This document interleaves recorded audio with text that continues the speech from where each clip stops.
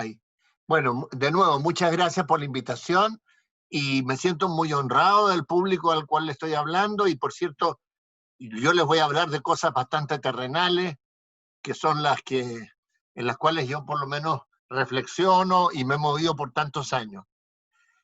Lo primero es que nosotros, no cabe la menor duda, no solo en Chile, en el mundo, vivimos una crisis fuerte. Esa crisis tiene como antecedente la gran crisis subprime del 2008, y del cual el mundo se empezó a recuperar, pero no hizo los cambios suficientes, y a eso se sumó entonces la situación que vivimos ahora. Esta situación de crisis produce, como es obvio, una gran incertidumbre que se nota en el mundo político, en el mundo económico y en la vida de las personas en general. Por tanto, todo lo que uno puede reflexionar, como muy bien decía Monseñor Aoz, son conjeturas. Es más lo que no sabemos de lo que sabemos. Y por tanto, digamos, uno tiene que escapar, yo lo decía en la revista Católica, como a dos tentaciones. Una es imaginar que el post-pandemia va a ser como una especie de apocalipsis, y hay varios pensadores que van en esa línea, y otro, imaginar al contrario, que se ha producido un sacudón tan fuerte que vamos a vivir una sociedad infinitamente mejor. Yo creo que hay que partir por señalar que esta epidemia ha mostrado la realidad tal cual es.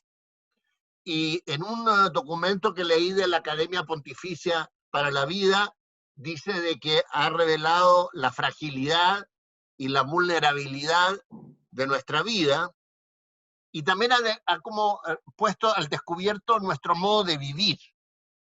Y eso sin duda que un autor, leí esta mañana, se puede decir un modo de vivir individualista, bastante superficial, con un consumismo compulsivo, con mucha competitividad, y donde el logro o el éxito se mide por parámetros que no son los que uno quisiera.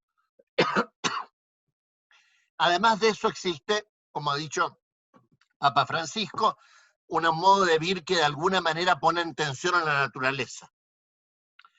Esta crisis además nos toca en un cambio de época muy fuerte. Yo no me voy a extender sobre esto, pero uno tiene que pensar que así como el Renacimiento en Italia y en Europa en general estuvo de alguna manera marcado por la imprenta, que sacó la sabiduría y el conocimiento de los monasterios y lo difundió en las cortes y en las universidades, a la élite. Hoy día la tecnología, lo que estamos usando hoy día, ha sacado el conocimiento y las comunicaciones potencialmente a todos. Obviamente que no todos tienen el mismo acceso, pero son millones los que hoy día pueden opinar, decir, actuar, intercambiar, etc. Es solo una muestra. La otra gran muestra de cambio es que en la globalización ha sacado a cientos de millones de personas de la pobreza en el Asia, principalmente en la India y en China, pero también en Vietnam, en general en todo el Asia. En parte también en la última década hubo un progreso popular, digamos, económico y social también en América Latina, no de la misma magnitud. Pero sin embargo eso ha desafiado fuertemente a la clase trabajadora y a las clases medias de los países ricos, que se sienten desafiados, digamos, por esta nueva forma, digamos, de relacionarse. Y América Latina vive un poco dividida y bastante traumada, digamos, entre los polos, ¿no? Ya no existe un solo polo hegemónico, tampoco estamos en la Guerra Fría, y hoy día hay un sistema internacional bastante desarticulado. Pudiéramos decir que vivimos una cierta paradoja que podríamos tal vez expresar de la siguiente manera: no todo va a cambiar después de que pase la pandemia, pero nada será igual. O sea, muchas cosas seguirán siendo, pero todo en algo va a quedar marcado por lo que ocurrió. No sabemos cuánto va a durar la pandemia, depende mucho de las vacunas, de los remedios, de la prevención del contagio, pero si uno toma otras pandemias en la historia, por ejemplo, si uno toma la tuberculosis, duró varias décadas. O sea, los efectos son fuertes, ¿no? Ahora, es probable que esto no sea de la misma manera, pero no lo sabemos, como tantas cosas que no sabemos. ¿Qué cosas sí sabemos, digamos? Que el mundo que vamos a vivir va a ser más pobre y más desigual. Y, por ejemplo, el Fondo Monetario dice que la economía mundial va a tener una recesión, digamos, del Producto Nacional, o sea, del Producto Interno Bruto, y ahí se discutirán después las cifras. En el caso de Chile, se habla que esa pérdida de la economía será entre un 7 y un 8%. Y eso va a afectar sin duda sobre todo a los sectores más pobres. Acabo de recibir un documento bastante pesimista, digamos, de un economista, de Sebastián Edwards, que tiene una mirada muy, muy negativa de los efectos que todo esto está teniendo en Chile. Lo que sí también sabemos es que la relocalización, digamos, de la producción a nivel mundial va a cambiar muy fuertemente. Eso va a afectar las cadenas internacionales de valor. Solo por poner un ejemplo, el día de hoy el 90% de los medicamentos los produce China e India. Es muy probable que eso no vaya a seguir siendo así y que países ricos quieran producir en sus propios territorios los medicamentos básicos que no dependan de estas cadenas internacionales de valor. El comercio va a caer y está cayendo. Ya había caído desde el año 2008, sobre todo el flujo financiero internacional. Y países con una economía tan abierta como la chilena, que depende tanto de las exportaciones y de cómo le vaya a la economía mundial, no cabe duda que también eso lo puede afectar. Por suerte, el precio del cobre se ha recuperado bastante, lo que es una buena noticia para los ingresos fiscales. Ahora, los países más ricos van a privilegiar ciertos sectores estratégicos a nivel nacional. Se nota, por ejemplo, en la discusión que hay hoy día en Francia. ¿Y cuáles son esos sectores? Bueno, la salud, por lo que decía de los medicamentos, las telecomunicaciones, pensemos toda la guerra que hay en torno a esta gran empresa china, Huawei, y cuáles empresas entran y salen. Después va a haber también lo mismo respecto de sectores como la de alta tecnología, de ciencia.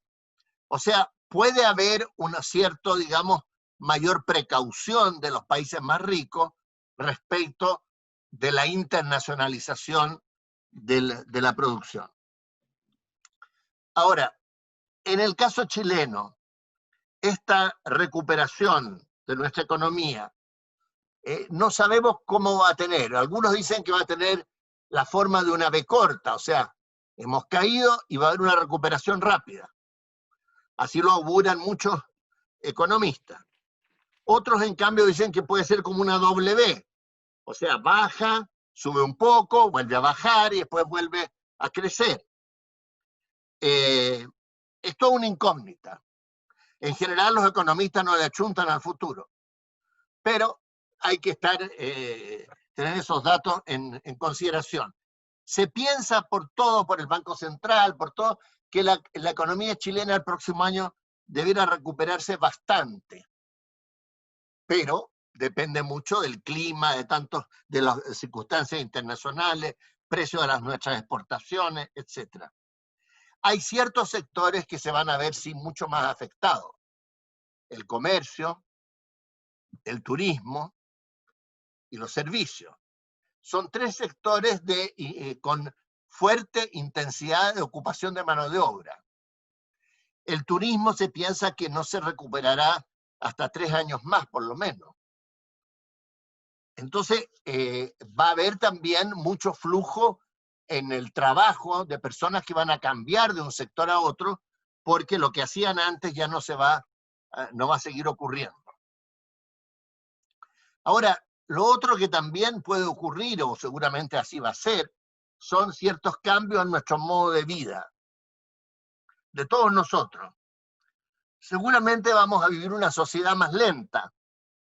En varios países ya se ha se ha incentivado mucho el uso de la bicicleta, en contra de la idea del transporte público rápido o del automóvil. Ahora, un mundo en bicicleta se puede, obvio que se puede, no hay problema, muchos países lo hacen, pero es más lento, digamos. Y sobre todo en las grandes ciudades donde hay que atravesar tantas, digamos, distancias. Probablemente se pondrán más de moda las bicicletas con motor eléctrico, que además son más limpias. Bueno, pero además van a haber menos traslados, porque con la experiencia del teletrabajo que hemos hecho en todo este tiempo, es muy probable que algo de ese trabajo siga siendo a distancia. Y eso va a ser relaciones laborales más flexibles y al mismo tiempo, a lo mejor, tal vez más desprotegidas. Pero, digamos, va a haber menos traslado de las personas de un lugar a otro. Si pensamos que en el centro de Santiago entran todos los días, no sé, una cifra gigantesca de personas, no sé si es 1 millón y tanto, es probable que eso ya no sea así. Que la ciudad se vaya también como descentralizando. Bueno, la digitalización. Después no sabemos cómo va a ser la educación. ¿Cómo va a ser? Porque ahora que se habla de que vuelven los colegios en algún minuto, bueno, que tiene que haber distancia, que a lo mejor van a haber, por ejemplo, por turnos. Yo tengo una hija que vive en Nueva York, mi nieta va al colegio público, y ahí ya empieza ahora en septiembre, y entonces tienen que escoger si prefiere ir 3 veces a la semana o 2 veces a la semana, y el resto con educación a distancia. Va a cambiar mucho las formas de esparcimiento. Difícilmente van a haber esas grandes manifestaciones masivas. Por ejemplo, lo que los jóvenes tanto apreciaban, Lollapalooza, eso no va a existir, por lo menos un buen tiempo. Y eso va a afectar los espectáculos deportivos, que hasta ahora se juega el fútbol, pero se juega con estadios vacíos. Entonces, también ese va a ser un cambio grande. Y un cambio muy grande de las industrias culturales, porque todos vamos a pensar 10 veces antes de ir a un cine o a un teatro. ¿Y qué van a hacer los grandes teatros? ¿Cómo se van a mantener? O sea, hay muchas incógnitas, digamos, en ese sentido también. Va a haber también una redefinición de los espacios públicos, del uso de los espacios públicos. ¿Cómo se van a usar las playas, los parques, incluso las calles? Tampoco eso lo tenemos del todo claro. Y lo que sí va a haber muy fuerte es un mucho mayor impulso a la transición ecológica.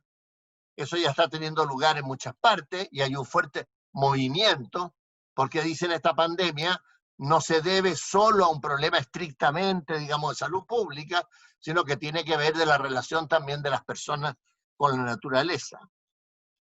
Ahora, si vamos al caso chileno y lo aterrizamos en la coyuntura, en gobernar, es muy difícil gobernar en estos momentos, máximo en este país que antes de la pandemia tuvo un fuerte, llaman estallido social o como se le quiera llamar, movimiento, que puso muchas cosas en tela de juicio. Ahora, ¿por qué ocurrió esto? Uno se podría preguntar. En parte, yo creo de que no hubo una adecuación suficiente de las instituciones, todas, a los cambios que la sociedad estaba experimentando.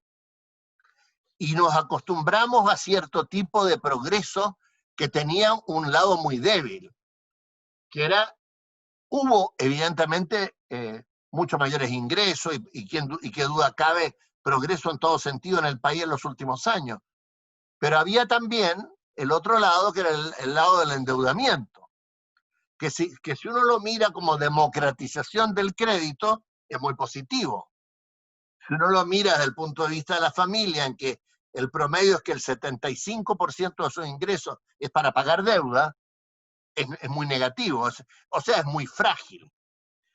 Cuando la economía empezó a crecer menos en Chile, cosa que ya pasa por lo menos, digamos, como se puede decir, hubo un veranito de San Juan después de la crisis del 2008, pero en general ya hace varios años que estamos creciendo a tasas bastante más bajas. Entonces la gente ve que sus expectativas están puestas en tela de juicio. Se acostumbraba a que la vida iba a ser mejor para todos, también para sus hijos.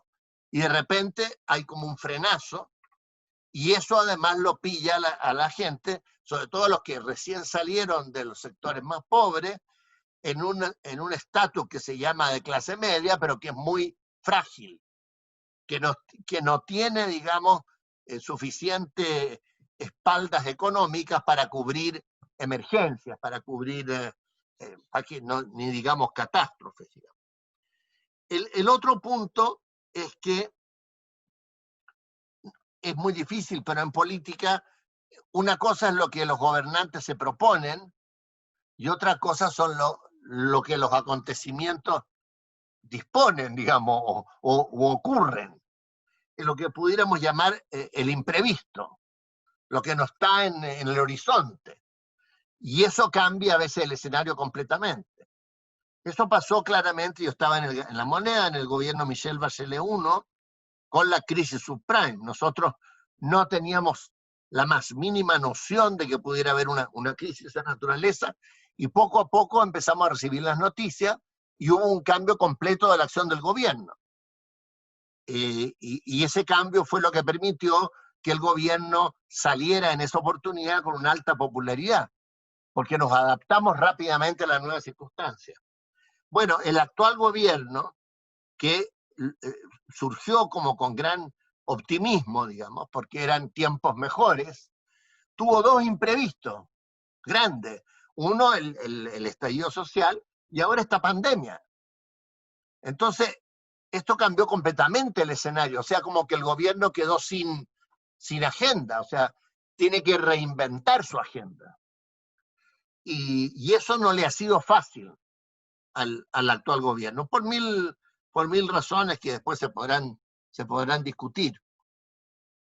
Entonces nosotros tenemos en la coyuntura actual, digamos, unas circunstancias digamos, de mucha indeterminación también política, un gobierno débil y una oposición que se acaba de juntar por una cosa muy coyuntural, pero que no tiene tampoco una confluencia suficiente como para constituirse de la noche a la mañana en una alternativa. Todo eso hace que la gente mire el futuro político inmediato con bastante escepticismo, ¿no?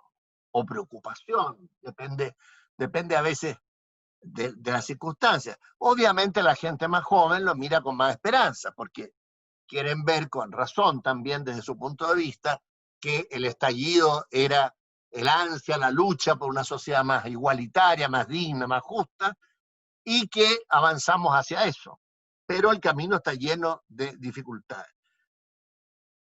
Y, digamos, al problema de la pandemia, al problema de la recuperación económica, se suma los momentos políticos que hay por delante. En primer lugar, el plebiscito. Ese plebiscito debiera realizarse, salvo que las circunstancias fueran extremadamente complejas, porque es la forma de canalizar, en parte, digamos, el desordenado debate que hay hoy día. Y ahí entonces será una campaña atípica, porque será una campaña que se hará por las redes sociales, se hará por la televisión, por la franja, y eso será, no será como antes, digamos. Yo creo que es un grave error decir si hay estado de emergencia no puede haber plebiscito. Eso es muy malo, porque elecciones ha habido en muchos países y en casi todos, digamos, se han podido realizar sin dificultades, aun cuando vivían, igual que nosotros, periodos de emergencia y de pandemia. Probablemente el plebiscito se incline por aprobar el inicio de un proceso constituyente. Y acto seguido vamos a tener en abril elecciones de alcaldes, concejales, gobernadores por primera vez y miembros de esa convención constitucional. O sea, los partidos y la ciudadanía debieran, como quien dijera, estar muy preocupados fuera del intervalo del verano por ese hito. Y sin duda que esas elecciones municipales van a marcar un poco, anticipar lo que va a ser la elección después de presidente y de parlamentarios. O sea, nos queda por delante, o sea, además de la pandemia, además de la necesidad de recuperar la economía, tenemos por delante un calendario electoral fuerte. Si después les interesa, podemos hablar un poco más de lo que pudiera ser ese proceso constituyente y sus resultados. Lo que es preocupante es que todo esto ocurre además con un cierto debilitamiento de lo que pudiéramos llamar un proyecto nacional. No digo que haya desaparecido del todo, no es cierto. Yo creo que todavía en todos nosotros, en forma más o menos consciente, tenemos un cierto acuerdo de cómo se debiera manejar el país. Por ejemplo, no hay ninguna fuerza relevante que diga, mire, a mí no me importa nada el desequilibrio fiscal. Cosa que yo escuché en la Argentina bastantes veces, digamos. O sea, como decir, la inflación es un tema político, no es económico. No, en Chile nadie dice eso. O sea, tenemos, comparado con otros países, digamos, un cierto acuerdo. Pero es lo que se ha ido desperfilando, es cómo tenemos, qué metas debiéramos ponernos para que el país tuviera una proyección posible en interés general, de bien común, en un plazo relativamente mediano o corto.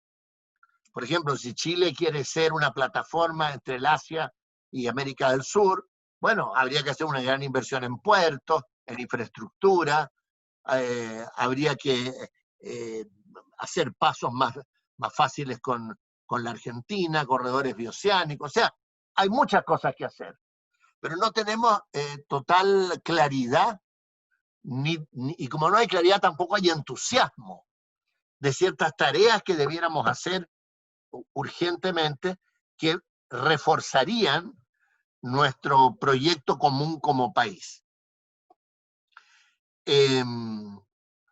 Nosotros necesitamos también tener una mirada un poco más de largo plazo, salir un poco de la coyuntura, porque las crisis a la gente la meten en el día a día, porque claro, cada día puede cambiar el escenario, pero es indispensable mirar un poco más allá, y eso podría ayudar también a una cierta perspectiva de futuro.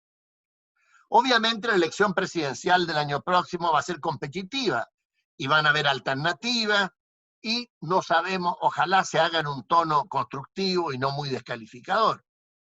Pero el ideal sería que esas distintas alternativas se dieran dentro de un cierto marco más o menos compartido. Va a depender también bastante de cómo haya funcionado la convención constitucional, que debiera empezar unos meses antes.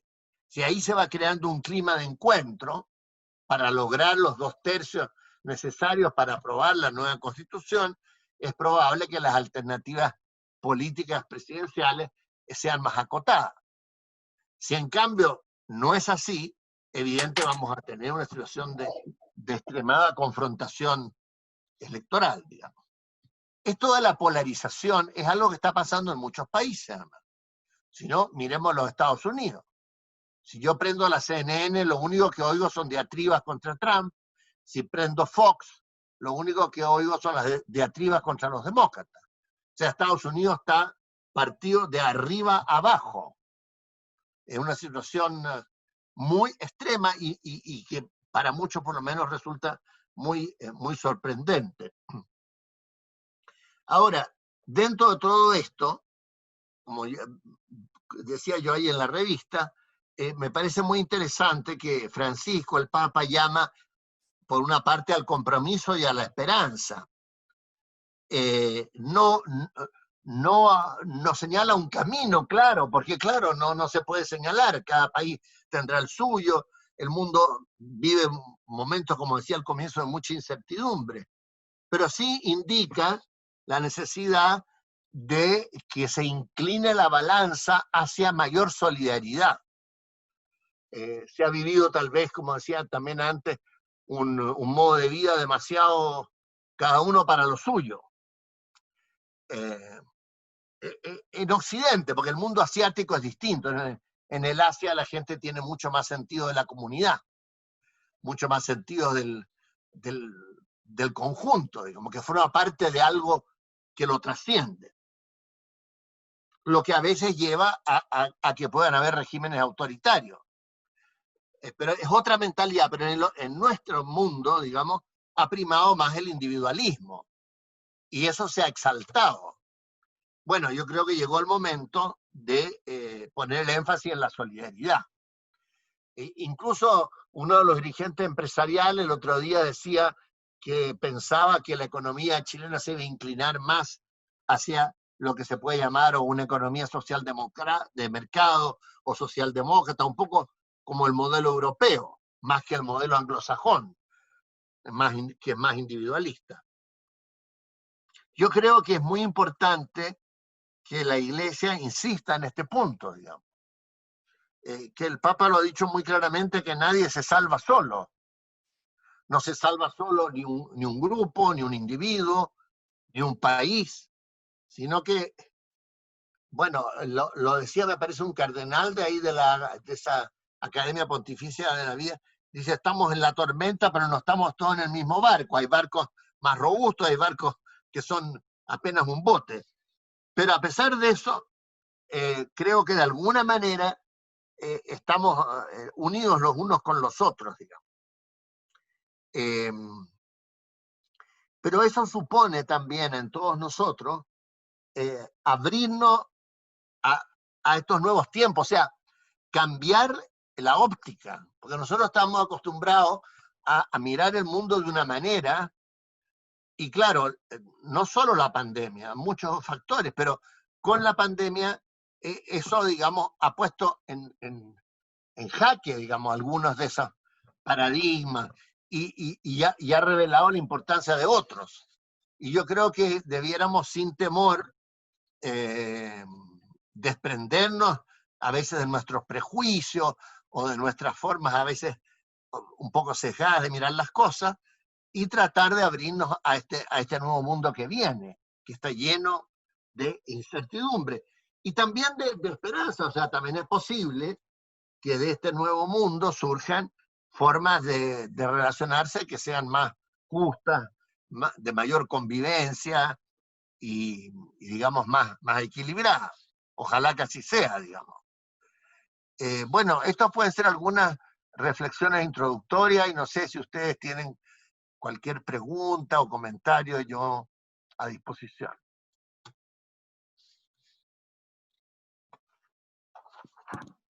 Muy bien, ya hay algunas preguntas aquí en el chat.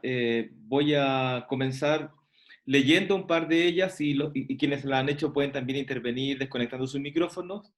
También abajo, un poco a la derecha en sus pantallas, se encuentran reacciones y pueden levantar la mano para pedir la palabra y hacer alguna pregunta. Dice Raúl Cañas, hoy se aprobó la ley del retiro del 10% de fondos de la AFP.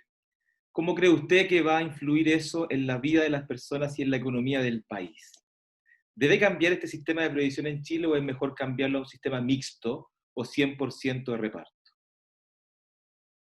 Bueno, en primer lugar, yo no soy un economista, o sea, todo lo que yo les pueda decir En fin, digamos, yo creo de que se crearon circunstancias en el cual era completamente inevitable que se aprobara el retiro de ese 10%. Por mil razones, digamos, que no llegó la ayuda a tiempo, que la gente está muy angustiada por sus deudas, y porque además hay una cierta desconfianza creciente en el sistema de FP. Los efectos son bien difíciles de medir. Acaba de salir un informe del Scotiabank que dice que, contrariamente a lo que se había dicho, que este 10% va a producir una reactivación del consumo que va a llevar a que el crecimiento del próximo año puede verse mejorado en 3 puntos.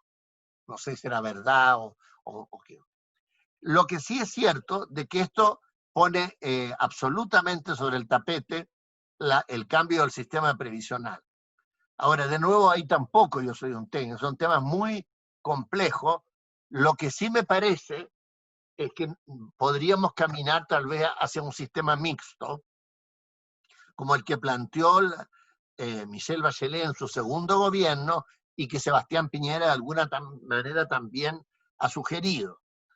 Ahora, ¿cómo será ese sistema mixto? Eso ya puede ser muy discutido en el Parlamento, pero básicamente tendría que haber un pilar solidario donde contribuyen todas las personas, los trabajadores, los empresarios y el Estado, y después cada cual se puede hacer su pensión individual como un plus, digamos.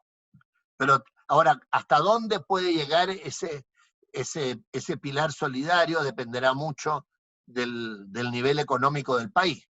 Pero bueno, eso ya son discusiones muy técnicas. Yo creo que vamos a ir hacia un sistema mixto. No creo que total de reparto. Ahora, si uno mira la reforma que acaba de plantear el presidente de México, es bastante moderada, digamos. Es más moderada de lo que estamos hablando aquí. En todo caso, la otra gran pregunta, si esa reforma previsional se va a hacer ahora o va a ser una de las grandes banderas o temas de campaña de la contienda presidencial. No lo sé. Álvaro dice, dice que al comienzo mencionó usted que no todo cambiará, pero al mismo tiempo nada será igual.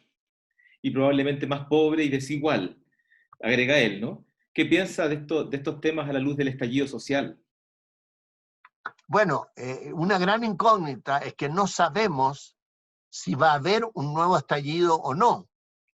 Yo pienso que en la medida en que cuando vayamos pasando la pandemia, si las fuerzas de la sociedad en su conjunto se concentran más en el plebiscito, y para que ese plebiscito se pueda realizar bien, tendría que haber paz social, es una alternativa, pero puede ser, ojalá, pero puede no ser. Y si hay mucha violencia, tampoco yo sabría decir cuáles van a ser las consecuencias, porque en este momento el país está el orden público en el país está en manos de las Fuerzas Armadas. En cada región hay un jefe de plaza. Ya existe, digamos. Ahora, ¿cuál va a ser la relación si hubiera un estallido nuevo entre los jefes de plaza y un gobierno más debilitado? Tampoco se sabe. Leo la siguiente pregunta y luego le doy la palabra a Juan Pablo Lorenzini, que quiere preguntar algo aquí en vivo. La pregunta de Miguel Ángel dice, ¿qué opina don José Antonio sobre el rol que debería o podría desarrollar la Iglesia Católica en la actual coyuntura social y política que vive nuestro país? Bueno, yo creo que podría tener un rol bastante significativo si toma como una opción. Yo creo que las opciones son claras. Son por la solidaridad, por los cambios necesarios para que haya justicia y eso favorezca la paz, y también por el diálogo y el entendimiento, y contra la violencia. Yo creo que eso es fundamental para que se cree un clima en el cual sea posible que las confrontaciones sociales y políticas se den dentro de marcos de civilización. Pero sin duda que hay muchos desafíos a que eso ocurra.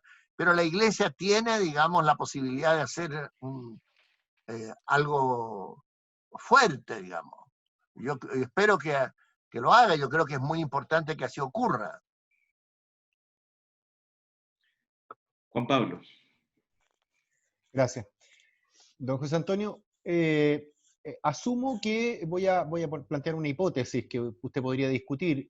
Yo creo que la pandemia nos está ofreciendo una oportunidad de ir revirando en parte de una sociedad fuertemente individualista a una sociedad con más sentido colectivo. Yo creo que en el 10% de la AFP se ha expresado algo de eso también. Pero eso, la pregunta es, ¿qué impacto ve usted en la forma de hacer gobierno? Porque gobernar para súbditos dispersos y con intereses y con sus intereses focalizados en lo personal versus un país que empieza a tomar conciencia de la relevancia de la interrelación de unos con otros, pudiera tener algún impacto. Y quisiera saber si usted le asigna alguna importancia. No hay duda. Ahora, yo creo que gobernar en tiempos de crisis es la cosa más difícil. Pero lo que tendría que hacer un gobernante, lo primero, es ser empático con lo que se está viviendo, con lo que la gente vive. Y después de eso, hacer planteamiento y ganar su confianza. Si la gente no confía, si la gente no mira a las autoridades como si fueran parte del problema, bueno, estamos en un lío más o menos grande. Yo tuve la experiencia, perdón que sea autorreferente, pero son las experiencias humanas que uno tiene.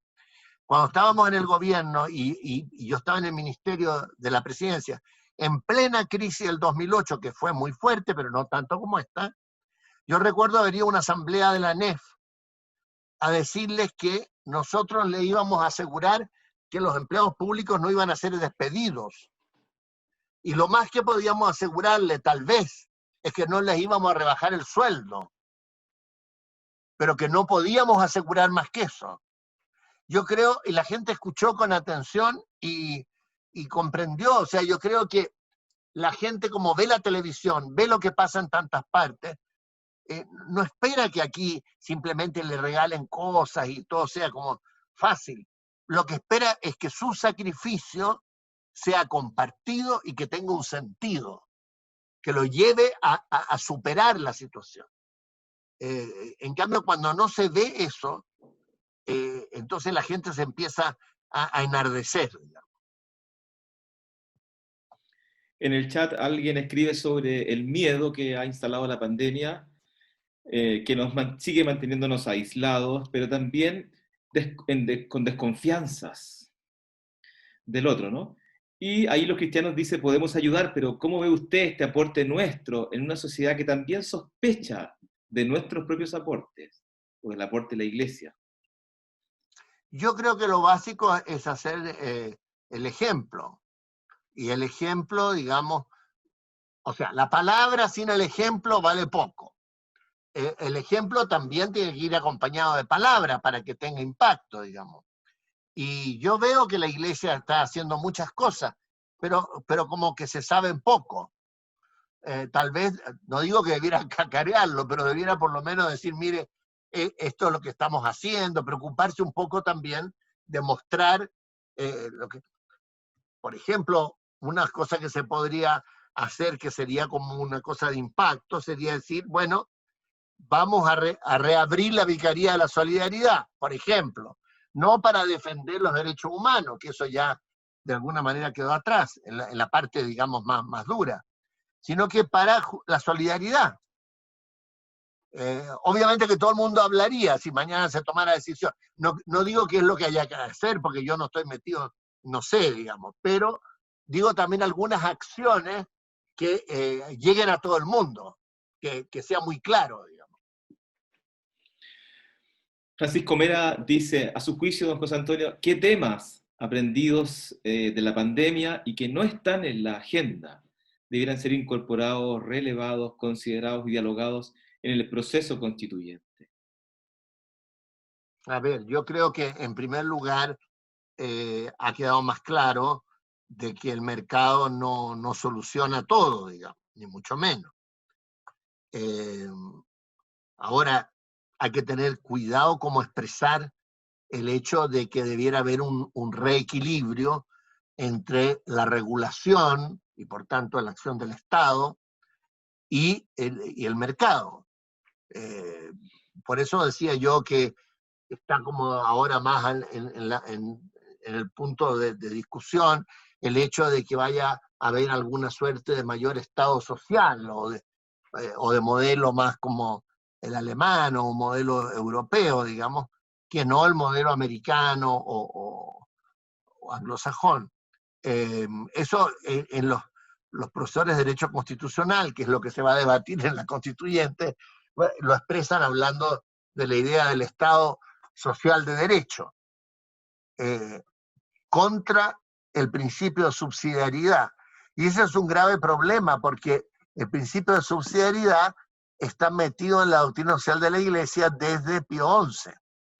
Ahora, yo fui el otro día a buscar un poco, por un trabajo, y yo creo que también haría mucho bien la Iglesia si explicara bien qué cosa es la subsidiariedad. Porque muchas veces se entiende subsidiariedad igual a neoliberalismo o a liberalismo. Y estaba mirando que ese no es el punto, que el punto es que se tomen las decisiones lo más cerca de la gente posible, o sea, es otro el aspecto. Pero esa va a ser una discusión doctrinaria que va a haber, porque pese a que en la Constitución actual no está expresado nunca el principio de subsidiariedad, quienes la redactaron, los intérpretes, han pretendido hacer de ella como diciendo, si lo puede hacer el privado, no lo debe hacer el Estado. Y eso la verdad que no lo dice el principio de subsidiariedad. Yo creo que eso sería interesante también de alguna manera tocar en el ámbito que corresponda. Digamos. Nos queda tiempo todavía para algunas preguntas o intervenciones. ¿Alguien quiere sumarse?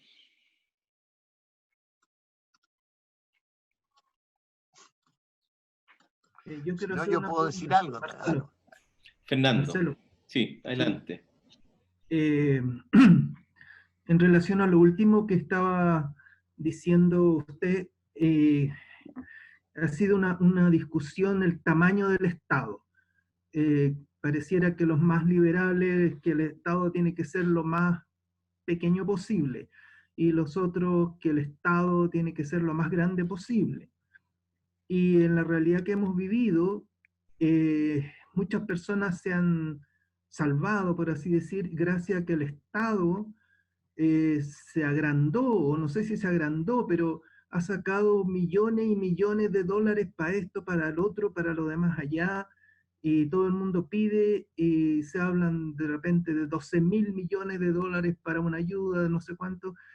Entonces pareciera que es posible que el Estado apoye a la gente mucho más, lo cual es como una herejía para cierto grupo de economistas, ¿no? Y yo digo, yo me quedé sorprendido, me he quedado sorprendido de la cantidad de dinero que ha salido, ¿no? Para distintas ayudas. Entonces eso quiere decir que el Estado tiene dinero. Y parece que así como que a la fuerza se está redistribuyendo el dinero de Chile a propósito de la pandemia.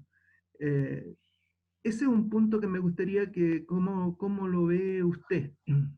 Bueno, en primer lugar, nosotros durante bastante tiempo, por lo menos desde mitad del gobierno del Lago en adelante, el Estado de Chile ahorró y creó 2 fondos internacionales de ahorro, justamente para momentos de emergencia.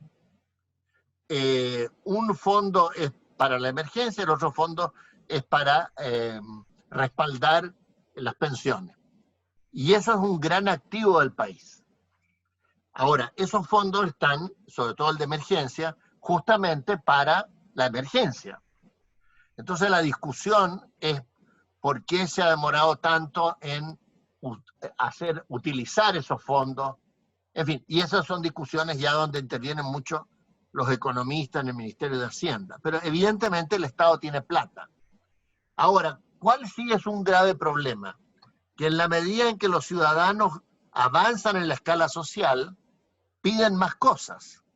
Es lógico. Yo recuerdo mucho una olla común que me tocó en Penco, allá en la 8ª región, cuando era parlamentario. Yo fui y la señora que dirigía la olla, estaban en huelga los pescadores artesanales, me dijo, mire, diputado, para mí el problema es cómo voy a pagar la universidad de mis hijos. Y yo pensé para mis adentro, cosa que no le podía decir a ella, o sea, nunca pensé, señora, que usted iba a tener los hijos en la universidad, porque los pescadores artesanales normalmente no mandaban los hijos a la universidad. Bueno, cuando esto pasa, obviamente esa gente entonces dice, bueno, necesito una universidad gratis, o necesito un crédito o algo, y eso pasa en todos los niveles, o las casas. Lago siempre decía, ahora me reclaman porque las casas se hicieron sin garage, porque la gente tiene auto. Bueno, en mi época nadie pensaba que las casas, digamos, de emergencia o las poblaciones necesitaban garage. Bueno, en fin. Pero para que esos servicios nuevos se puedan entregar masivamente, el Estado tiene que subir sus ingresos. Y eso supondría una mayor carga tributaria. Nosotros tenemos una carga tributaria del 20%, más o menos. No me recuerdo exactamente en cuánto lo dejó Pinochet, más bajo. Se hizo una primera reforma tributaria importante en la época de Elwin, y después han habido algunas reformas. Pero, por ejemplo, cuando se trató de financiar la jornada escolar completa, se subió el IVA, que eso es muy regresivo porque es un impuesto indirecto que pagan igual ricos y pobres. Entonces, lo que tiene que... Después Michelle Bachelet hizo una reforma para poder financiar la gratuidad en cierta parte de la educación universitaria. Y así. Entonces yo creo que en Chile va a haber un debate sobre la carga tributaria que el país puede tener. Pero también no puede ser excesiva porque estamos en periodo de recuperación económica. Entonces tampoco le puede decir a los empresarios, mire, además recupere, invierte y además le voy a subir los impuestos. Hay que ver ahí cómo se equilibra bien. Pero el Estado tiene fondos y podría tener muchos más. Y tiene que tenerlos porque si no, la gente, ¿cómo va a haber servicios públicos de calidad con los mismos recursos que deben atender el doble de personas? Es imposible.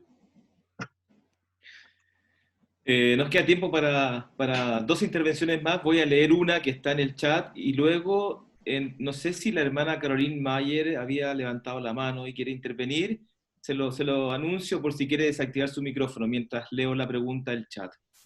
El chat dice, don José Antonio, ¿usted cree que seremos capaces de un diálogo fecundo en el proceso constituyente cuando se ha instalado la sensación de que la violencia logra sus objetivos? Bueno, eso va a depender mucho del clima en el cual la asamblea funcione. Por eso decía que es tan importante pacificar el país. Si ese clima es un clima más tranquilo, eso se va a reflejar en la asamblea. Porque la asamblea, para tener éxito, tiene que juntar 2/3. Y 2/3 es muy difícil. Por lo menos va a haber que poner de acuerdo a muchísima gente que piensa muy diferente. Entonces nadie va a quedar plenamente satisfecho. Pero todos podrían tal vez configurar una nueva forma de república, que no será totalmente distinta a la que conocemos, pero tendrá algunos cambios, en la cual la gente viva más cómodo y donde de alguna manera sea más legítimo ese sistema. Pero para que eso ocurra, hay que hacer confluir las posiciones.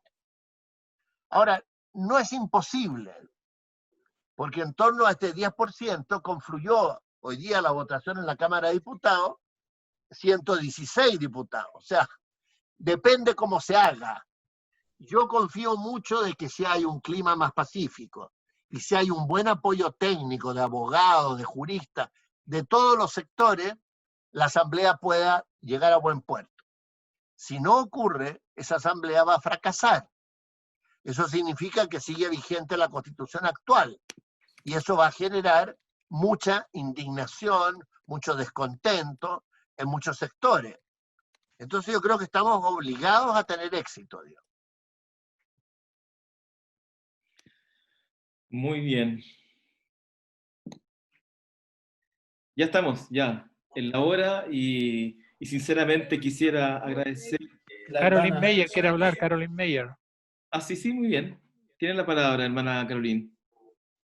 Bueno, yo soy discípula de Jesús y también pobladora, y yo les debo decir, digamos, de este lugar donde estoy en la Quinta Bella, que debo informarles con mucho dolor que la violencia va a seguir sin igual y mucho más todavía de lo que hemos vivido si nosotros no somos capaces de hoy día de alguna manera poner signos y dar respuestas a nuestro pueblo como ellos esperan. Yo creo que la pandemia es un momento donde apenas se mantiene las personas bajo presión. ¿Hubieran ustedes vivido anoche el estallido social aquí en la población y en todas las poblaciones? Quedamos sin luz y quedamos con disparos y con todo lo que usted puede imaginarse de lo más grave. Y esto es hoy día, justamente en la noche donde ya se supo de que el 10% se estaba aprobando.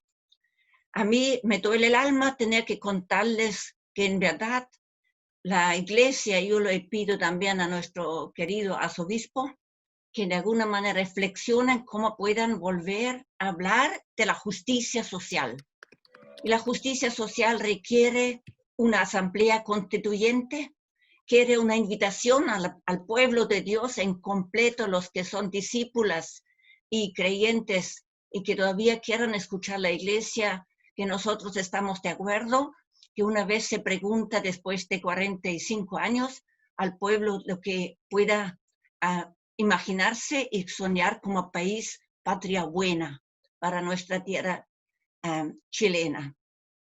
Debo decirles que la justicia social requiere una educación de calidad para nuestros jóvenes, nuestros niños pobladores, hoy día abandonados porque mamá y papá han trabajado los últimos 20 años simplemente para acceder al consumo, pan y juegos, como los viejos romanos, endeudados hasta la tusa, y les debo decir con mucho, mucho dolor que en realidad vivimos tiempos muy, muy difíciles y no va a cambiar nada.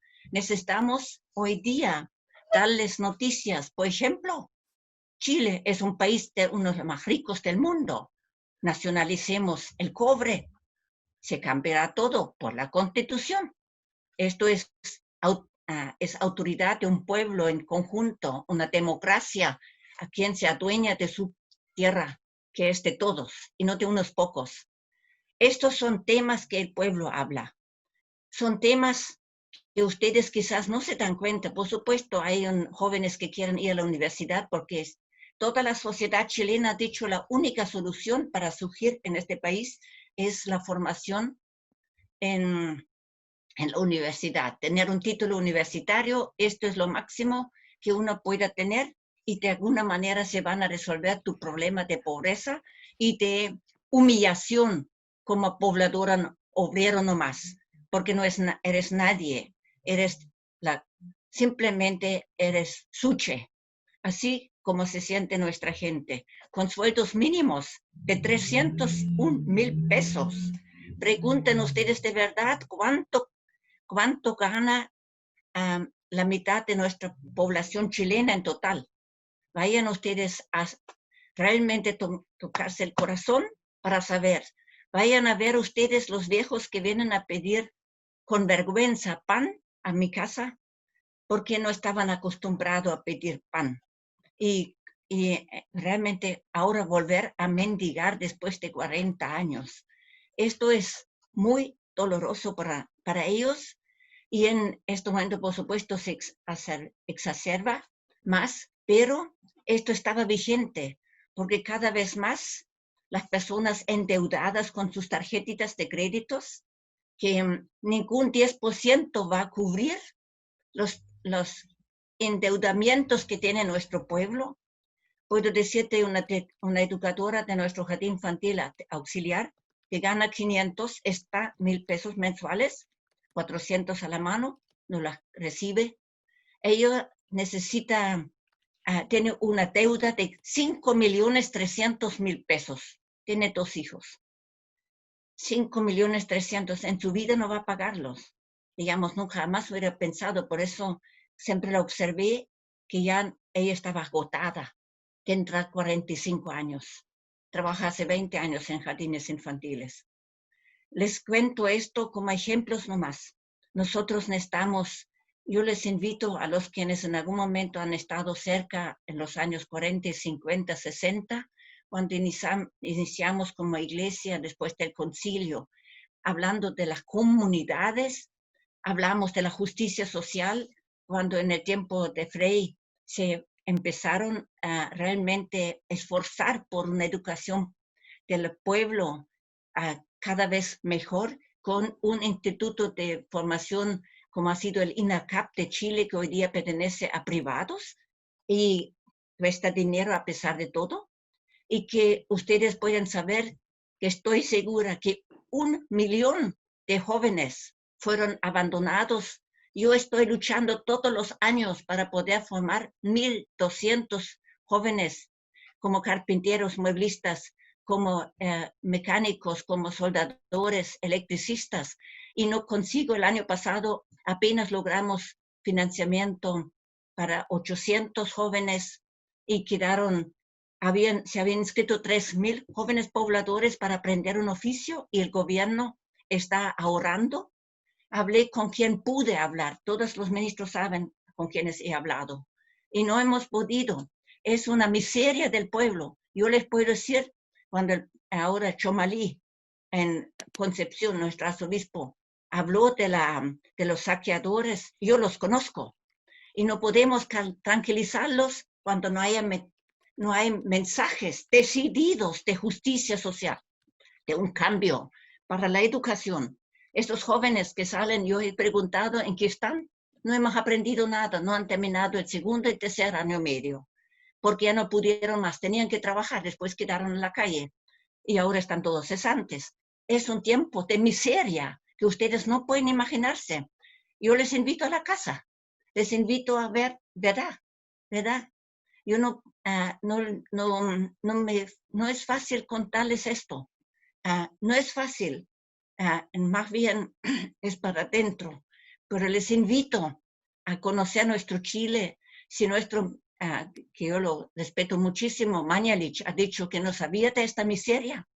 Yo aquí, a la vuelta, 22 familias en un cité, 22 familias haitianos, todos cesantes, 22 familias, sin comida, sin frazada, en una casa. Es un cuento, les puedo mandar el nombre de todas las familias que están viviendo en esto. Es una miseria que ustedes no pueden imaginarse. De verdad, hemos producido un país que aparentemente está muy bien, que podemos ir al líder, al mall, con la tarjeta de crédito, y no sabemos cómo después en la casa, cómo sobrevivir.